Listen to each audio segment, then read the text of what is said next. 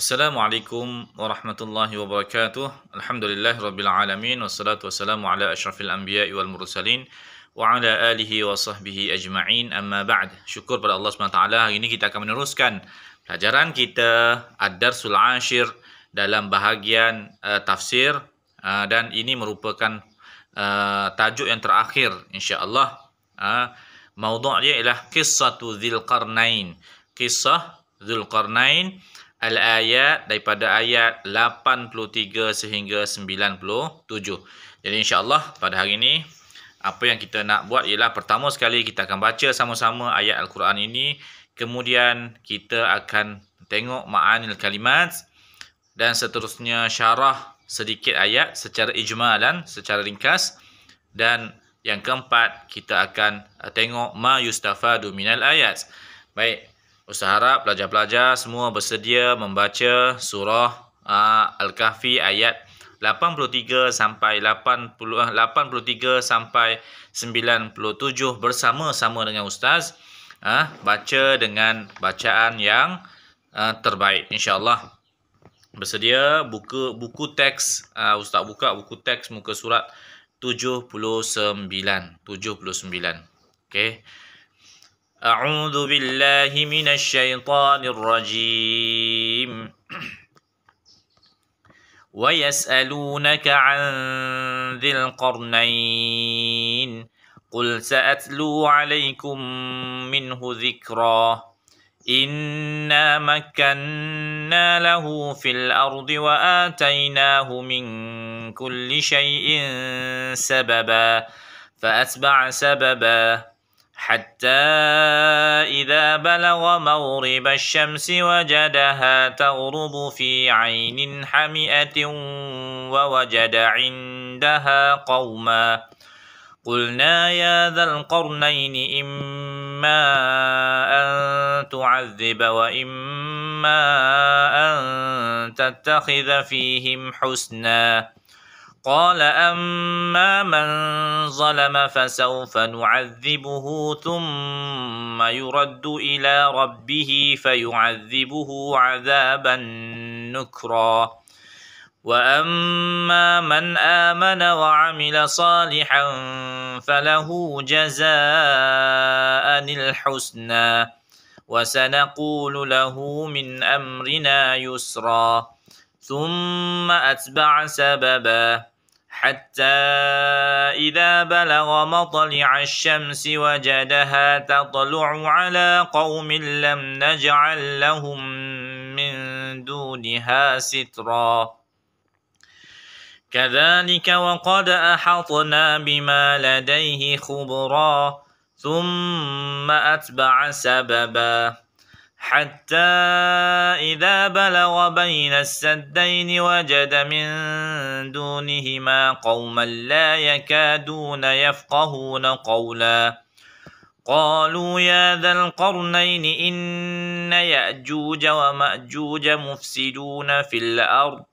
فهل نجعل لك خرجا على أن تجعل بيننا وبينهم سدا قال ما مكني فيه ربي خير فأعينوني بقوة أجعل بينكم وبينهم ردما آتوني زبر الحديد حتى إذا ساوى بين الصدفين قال انفخوا حتى إذا جعله نارا قال آتوني أفرغ عليه قطرا فما استطاعوا أن يظهروه وما استطاعوا له نقبا قال هذا رحمة من ربي فإذا جاء وعد ربي جعله دكا وكان وعد ربي حقا صدق Allahul Azim. Jadi alhamdulillah kita selesai membaca surah Al-Kahfi ayat 83 sehingga 98. Jadi daripada ayat ini secara ringkasnya Ustaz terangkan secara ringkas dalam bahasa Melayu berkenaan dengan cerita yang diceritakan oleh Allah Subhanahu taala tentang Zulqarnain. Secara ringkasnya, Zulqarnain inilah seorang penguasa yang digelar sebagai yang empunya dua tanduk. Yang empunya dua tanduk, yang mana perselisihan atau pendapat para ulama mengatakan ia merujuk kepada Zulqarnain memerintah dua wilayah, timur dan juga barat. Maka dia digelar sebagai Zulqarnain yang mempunyai dua tanduk. Adapun tafsir ataupun pendapat lain mengatakan Zulkarnain memakai topi tanduk ataupun memang ada benjolan di kepala. Maka pendapat ini kurang masyhur. Dan yang paling masyhur ialah mengatakan bahawa Zulkarnain inilah suatu penguasa yang bijak, yang hebat, yang berilmu, yang diberi kepada dia pemerintahan dua wilayah timur dan juga barat. Sebab itulah digelar sebagai Zulkarnain. Jadi dalam Al-Quran pada hari ini yang kita baca menceritakan 3 kisah sahaja, iaitu yang pertama thumma atba'a sababa. Zulqarnain ini mengambil jalan atau membuat suatu perjalanan yang agak jauh. Yang pertama ke barat, maghrib asy-syamsi, yang kedua masyriqal syamsi, dan yang ketiga di pertengahan antara maghrib asy-syamsi dan juga masyriqal syamsi, iaitu di antara timur dan barat. Jadi semasa perjalanan Nabi Zulqarnain ini ke maghrib asy-syamsi, iaitu di barat, Nabi Zulqarnain ini diberi suatu ilmu ataupun diberi peluang untuk berjumpa dengan suatu masyarakat yang tinggal di sebelah barat, dan dia melihat matahari tenggelam di sana. Maknanya dia sampai suatu tempat di mana matahari tenggelam. Kemudian selepas itu di sana dia Nabi Zulqarnain ini diberi peluang untuk berdakwah kepada kaum di situ, sama ada mereka ingin beriman atau tetap kafir. Dan mereka yang beriman itu maka akan dikira suatu amalan yang baik untuk mereka sampai ke akhirat. Okey, kemudian seterusnya Ustaz ringkaskan perjalanan Zulqarnain ini menuju ke arah timur. Dan Zulkarnain bertemu dengan orang-orang timur, sebelah timur sana, di mana matahari ketika itu sedang naik. Dan orang-orang di sini adalah orang-orang yang primitif, kita kata, ataupun sebut orang asli lah, yang masih belum lagi ada ketamadunan. Mereka tinggal di bawah terik matahari, dan mereka tidak pandai untuk membina rumah. Mereka tinggal di gua-gua dan sebagainya. Dan di sini juga Zulkarnain berdakwah, menyampaikan dakwah, menyeru kepada beriman kepada Allah Subhanahu Wa Taala. Jadi secara ringkasnya perjalanan Zulkarnain daripada timur ke barat ke timur, kemudian pergi di pertengahan antara timur dan barat, bertemu satu tempat yang mana ada Jabalain, satu gunung ataupun gunung yang besar. Di situ Zulkarnain dan tenteranya bertemu dengan satu puak yang tak reti bercakap. Tak reti bercakap di sini berarti maksudnya tidak difahami percakapan mereka. Dan di sinilah mereka bertemu dengan satu golongan yang disebut sebagai Ya'juj wa Ma'juj. Dan di sinilah kisahnya Zulkarnain dan tenteranya ini membantu membina satu tembok menghalang daripada kemarahan Ya'juj wa Ma'juj, kerana Ya'juj wa Ma'juj ini terkenal dengan bangsa yang suka merosakkan, sama ada merosakkan tumbuh-tumbuhan, merosakkan alam, merosakkan, membunuh manusia dan sebagainya. Jadi Zulkarnain membantu membina satu tembok yang hari ini tembok itu wallahu a'lam bisawab sudah pecah atau tidak, wallahu a'lam bisawab. Ini cerita akhir zaman lah, maksudnya akhir zaman tembok Ya'juj Ma'juj ini akan pecah dan Ya'juj Ma'juj akan keluar bertebaran ke serata dunia. Okey, selesai bacaan Al-Quran dan juga huraian ataupun terjemahan ringkas berkenaan dengan kisah Zulkarnain. Sekarang kita akan masuk kepada ma'anil kalimat.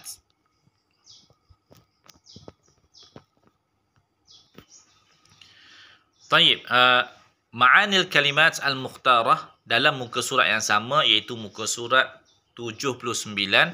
Kita tengok yang pertama sa'atlu, sa'akussu.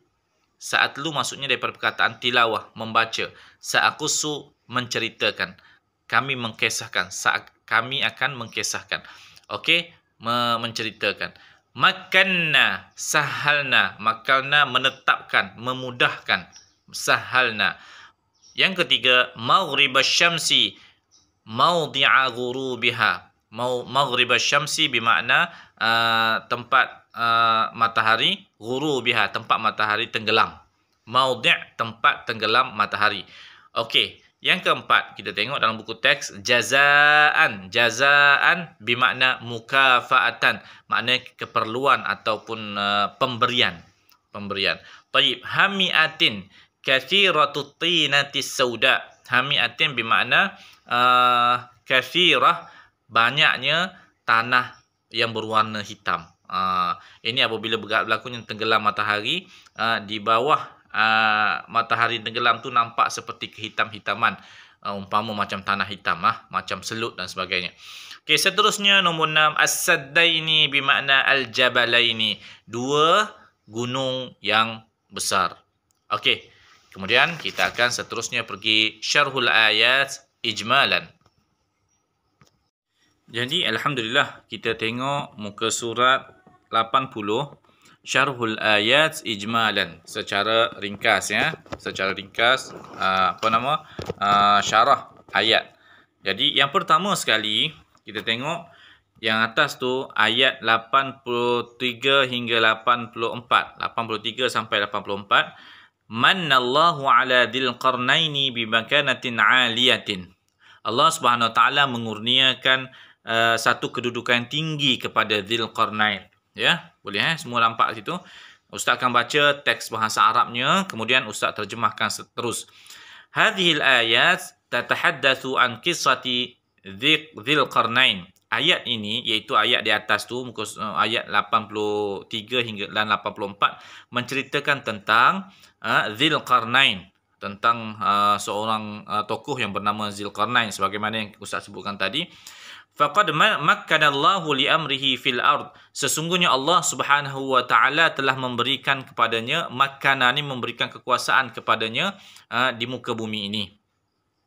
Wa atahul kathiru minal ilmi. Allah Subhanahu wa taala mengurniakan banyak ilmu kepadanya bil asbab, sehingga dia mampu al ilmu bil asbab, banyak ilmu-ilmu yang kepada dia lah, berbagai jenis ilmu, ma yastati'u bihi tawjihil umur, sehingga dia mampu untuk mengatasi pelbagai perkara yang dihadapi olehnya. Fasta'anu bihadhil ilmi, fasta'anu bihadhil asbab ala basti sultanihi fil ardi.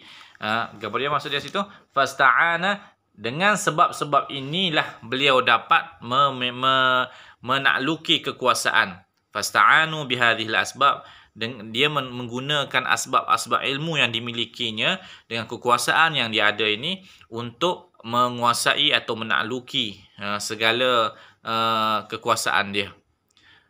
Lagi fil ard, di muka bumi. Wattakhadha sababan, maka dia mengambil jalan, atau wattakhadha sababan ni maksudnya dia mengambil wattakhadha sababan, dan dia mengambil jalan untuk yusalahu ila bulughi maghrib asyam. Dia mengambil jalan untuk suatu perjalanan yang panjang untuk sampai ke barat ataupun tempat jatuhnya matahari. Maknanya dengan ilmu yang dimilikinya, dia dapat kekuasaan, maka dia menggunakan ilmu ini untuk buat satu perjalanan. Sebab zaman dulu perjalanan dia bukan dengan kapal terbang, melalui jalan darat. Jadi ilmu geografi diperlukan, kekuatan tentera diperlukan, bagaimana pengurusan tentera dan juga rombongan diperlukan. Maka dengan ilmu yang dimiliki, dia mampu untuk membuat satu perjalanan yang menyampaikan dia ke maghribasy syamsi. Ini untuk terjemahan Mannallahu ala dzil qarnaini bimakanatin 'aliyah. Okey, sekarang kita akan berpindah kepada ar-rihlah al-ula. Ar-rihlah ula, perjalanan yang pertama, ila jihatil gharbi, menuju ke barat. Menuju ke barat. Sara hatta, okey, kita akan terjemahkan secara ringkas ayat 85 sehingga 88. Ustaz tak perlu baca ayat, awak boleh tengok dalam buku teks muka surat 80. Sara hatta wasala ila makanin sahiqin jihatil gharb. Sara, beliau berjalan, melakukan perjalanan hingga sampai suatu tempat yang jauh, ila makanin sahiq jihatul gharb, ke arah barat. Ke arah barat. Fawajada syams taghrubu fi makanatin bihi ainin dhati harin. Ya, dan dia dapati matahari terbenam di suatu tempat. Wajada syams taghrubu fi makanin bihi ainin dhati ma'in har wa tinin aswad. Dia kata apa di sini? Allahumma shalli ala sayyidina. Dapati terbenam di suatu tempat, mata air yang hitam berlumpur, dan di sisi terdapat suatu kaum. Wabil qurbi min hadhil ain wajada Dzulqarnain qauman kafirinan. Maksudnya di tempat itu, di barat, di akhir penghujung dunia kita sebut di barat sana, dia tengok matahari terbenam di sana, didapati ada satu kaum yang kafir, kufur kepada Allah Subhanahu wa taala. فَأَلْهَمَهُ اللَّهُ أَنْ يَتَّخِذَ فِيهِمْ أَحَدٌ أَمْرَيْنِ. Maka Allah Subhanahu wa taala mengilhamkan kepada Dzulqarnain untuk memilih dua perkara. Ilham ayattakhidhu fihim ahadun amrayni, dua perkara, pilih. Sama ada yang pertama, imma an yad'uhum ilal iman fa aminu. Imma, ada pun sama ada menyeru mereka supaya beriman kepada Allah Subhanahu wa taala dan mereka beriman. Wa imma an yuqatiluhum, ataupun membunuh mereka yang berterusan di dalam kekufuran. Ada dua pilihan yang Allah SWT ilhamkan kepada Nabi Dzulqarnain. Wa anna man istajaba lahu wa amana bi rabbih wa amila salihan falahul aqibatul husna fil akhirah. Adapun barang siapa yang mengikuti dan beriman kepada Allah Subhanahu wa taala dan beramal soleh, maka bagi orang yang beriman tadi, yang berada di barat tadi, yang di tempat jatuhnya matahari tadi, maka baginya ganjaran dan juga kebaikan di akhirat. Maknanya sampai di barat, Dzulqarnain mengambil keputusan untuk berdakwah. Dan tidak diceritakan secara panjang lebar di sini beberapa ramai bilangan mereka yang mengikuti atau beriman kepada Allah SWT, berapa ramai yang menolak, tidak diceritakan dalam ayat ini secara detail. Mungkin kita boleh dapati dalam kitab-kitab tafsir yang besar. Baik, tayyib, kita teruskan kepada Ar-Rihlah Ats-Tsaniyah. Muka surat sebelah dia tu 81, Ar-Rihlah Ats-Tsaniyah ila jihati syirqi, ila jihati syarqi, silap baca ya.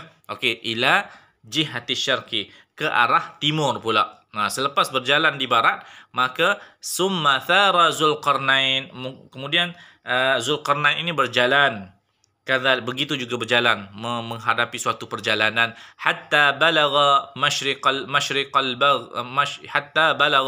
syamsi, sehingga dia sampai ke tempat keluarnya matahari, iaitu di timur lah tu.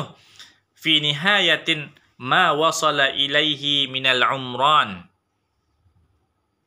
sehinggalah ke timur di akhirnya, dan didapati, apa dia dapati? Fawajadaha tatla'u ala qaumin ya'ishuna, dia dapati satu kaum yang hidup, ya'ishuna 'ala al-fitratil ula, yang hidup seperti fitrah pertama manusia. Maksud fitrah manusia ni, manusia keluar daripada perut ibu, pakaian tak ada. Jadi dia bertemu dengan orang yang hidup primitif, yang tidak ada pakaian dan tidak berpakaian. Tidak ada pakaian. La yasturuhum, mereka tidak menutup. Min harriha satirun, dari panas matahari. Maknanya di sini dia nak menggambarkan bahawa Dzulqarnain ini bertemu dengan suatu kaum di sebelah timur, manusia yang tidak berpakaian. Maksudnya hidup dalam keadaan tidak bertamadun. Senang cerita gitulah. Fada'a haula'i bil iman, maka Dzulqarnain menyeru mereka untuk beriman kepada Allah Subhanahu wa taala. Wasara fihim siratuhal ula. Dan mereka kemudian selepas berdakwah di sebelah timur tu, maka Dzulqarnain pun kembali balik pada jalan yang dilalui yang sama juga, sehinggalah dia sampai ke tajuk yang ketiga ini. Maksudnya selepas dah sampai ke timur, dia patah balik untuk balik ke tempat dia lah. Maka ketika itu kita pun Baca yang Ar-Rihlah Ats-Tsalisah yang atas tu. Ar-Rihlah Ats-Tsalisah muka surat berapa ni? 81. Selesai di timur tadi di dakwah dah. Dan ada yang terima, ada yang tak terima, wallahu a'lam bissawab. Cerita ni tak panjang cerita, jadi kita hanya lebih kepada nak terjemah syarah secara ringkas sahaja. Ar-Rihlah Ats-Tsalisah, rihlah perjalanan yang ketiga, ma bainasyarqi wal maghrib, di antara timur dan juga barat. Inilah nak sampai kepada tajuk kisah Dzulqarnain yang bertemu dengan Ya'juj dan Ma'juj. Thumma salaka Dzulqarnain, kemudian Dzulqarnain ini berjalan menuju ke bainasyarqi wal maghrib, antara timur dan juga barat, hatta wasala ila makanin, sehingga dia sampai ke suatu tempat, baina jabalaini murtafi'aini, di antara dua gunung yang tinggi, wa hunaka wajada qauman, di sana dia dapati suatu kaum, la yafqahuna ma yuqalu lahum, di sana mereka tidak mendapati kaum yang tidak memahami apa yang mereka ucapkan. Bahasa masa tu Dzulqarnain wallahu alam bisawab, sama ada bahasa Farsi ke, bahasa yang dituturkan oleh Dzulqarnain dan pengikut dia ni tidak difahami oleh penduduk yang dia jumpa dekat dua gunung yang besar itu. Falamma anasu fihi alquwwah, dan apabila mereka meminta, dan mereka ini meminta daripada Dzulqarnain untuk sesuatu, talabu minhu an yuqima lahum sadda, mereka meminta daripada Dzulqarnain ini untuk membina suatu benteng, suatu empangan yang tinggi, fi wajhi Ya'juj wa Ma'juj, untuk menghadapi Ya'juj dan Ma'juj. Sebagaimana yang Ustaz cerita tadi, Ya'juj Ma'juj ni satu golongan, satu kelompok yang manusia yang suka membuat kerosakan di muka bumi. Maka apa yang berlaku? Fa aqama saddan 'aliya, maka Dzulqarnain ini dengan bantuan pengikut-pengikutnya dalam penduduk setempat membina suatu saddan alian, satu empangan, satu benteng yang tinggi. Famastata'a haula'il mughiruna an yatasallaqu sadda, dan tidak mungkin ada kemampuan bagi golongan sebelah sana, iaitu Ya'juj Ma'juj, untuk memanjat empangan itu. Kerana apa? Kerana ketinggian dia. Lirtifa'ihi, kerana ketinggian empangan yang dibina tadi. Wala an yathaqabuhu lisalabatihi. Yuthaqabuhu lisalabatihi. Dan mereka tidak mampu untuk memecahkan. Yuthaqabuna, Ustaz baru jumpa perkataan yuthaqabuna, tidak mampu untuk memecahkan lisalabatihi, kerana kekerasan dinding yang dibuat daripada besi, daripada besi, tembaga, campur-campur semua jadi keras. Kekerasan dinding empangan yang dibina oleh Dzulqarnain ini tidak memampukan Ya'juj dan Ma'juj untuk memecahkannya. Wa sayazallu qa'iman, dan dia akan kekal berdiri, empangan tadi akan kekal berdiri, hatta yuji'a amrullah bihadamihi, sehingga datangnya perintah Allah Subhanahu Wa Taala untuk meruntuhkannya. Disebutkan oleh dalam hadis baginda Rasulullah SAW, dinding Ya'juj Ma'juj zaman Rasulullah tersedar daripada mimpi, mengatakan bahawa dinding itu telah pun dikorek atau terbuka sebesar jarum, boleh tengok gitu. Itu zaman baginda Rasulullah SAW. Zaman sekarang wallahu a'lam bissawab, Ya'juj Ma'juj sudah dapat keluar atau tidak, wallahu a'lam bissawab. Jadi inilah serba ringkas yang mampu untuk Ustaz terjemahkan daripada buku teks awak, muka surat 80 dan 81. InsyaAllah kita akan pergi kepada ma yustafadu minal ayat. Tayyib. Ma yustafadu minal ayat, ada 5 perkara dan Ustaz harap pelajar boleh hafal 3 daripadanya. Boleh hafal 3 daripadanya, dengan hafalan kita faham dan juga kita boleh ingat. Yang pertama, at-ta'awunu 'alal birri wat taqwa, bekerjasama di atas kebaikan dan juga ketakwaan. Daripada ayat ni kita tengok Nabi Dzulqarnain ni Zulkarnain ini membantu melaksanakan kebaikan di mana tempat yang dia pergi. Okey, yang kedua, jawazu akhdhul ujrah 'ala al-qiyami bil mihami min al-a'mal.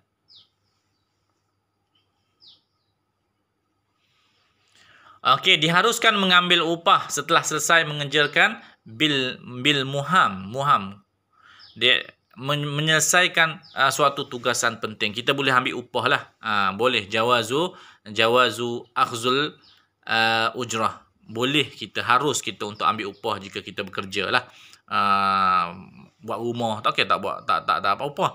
Jadi mungkin di sana Dzulqarnain dia buat suatu perjanjian dengan penduduk setempat untuk mendapat sedikit upah. Wallahu a'lam bissawab. Nombor 3, at-taqriru ala wujudi qaumin. At-taqrir mengakui, mengakui bahawanya ala wujudi qaumin, ada suatu kaum di sana yang bernama Ya'juj wa Ma'juj, wa khurujuhum qabla yaumal qiyamah, dan mereka akan keluar sebelum hari kiamat. Di sini daripada cerita Ya'juj Ma'juj ni bermula daripada sinilah mereka dikurung suatu tempat bersebelahan gunung sebelah sana, dan mereka tidak boleh keluar, dan akan keluar apabila sebelumnya datang hari kiamat. Nombor 4, la ikraha fid din. Ni kita biasa baca dalam Quran tak? Di sini merujuk kepada bahawa kisah Dzulqarnain ini, la ikraha fid din, tidak ada paksaan di dalam beragama. Apabila Dzulqarnain pergi ke barat, dia mengajak, menyeru manusia ke arah beriman kepada Allah. Pergi ke timur, begitu juga menyeru kepada orang-orang yang berada di timur ketika itu beribadah kepada Allah Subhanahu wa taala. Yang kelima, yang keempat, la ikraha fiddin. Pendek aja, takkan yang tu tak boleh hafal. Ustaz Arab, pelajar-pelajar boleh hafal insya-Allah. Okey, yang kelima, Ustaz pantas dan laju hari ini untuk memendekkan semaksimum yang mungkin video untuk kali ini. Nombor 5, hathul muslimu, digalakkan atau orang Islam digalakkan ala injazil a'mal, untuk melaksanakan kerja ibtigha'an wajhillah, untuk mengharapkan keredaan Allah Subhanahu wa taala. Kita buat kerja apa-apa, kita mengharapkan keredaan Allah Subhanahu wa taala, sama ada diberi upah ataupun tidak. Ya, insya-Allah dengan pelajaran kita pada hari ini, Ustaz doakan pelajar-pelajar boleh faham berkenaan dengan kisah Dzulqarnain secara ringkas. Jika kita nak secara lebih mendetail, kita boleh buat search di dalam YouTube dan juga buku-buku yang tersedia di pasaran, insya-Allah taala. Jadi insya-Allah setakat itu saja untuk hari ini, dan alhamdulillah kita telah selesai bab tafsir. Bab tafsir sebanyak 10 tajuk semua sekali, insya-Allah. Ya, jadi Ustaz Arab pelajar dah boleh mula untuk buat ulang kaji, untuk faham dan juga hafal tajuk tafsir tingkatan 5, insya-Allah. Wallahu a'lam bissawab. Naktafi bihadzal qadar. Assalamualaikum warahmatullahi wabarakatuh.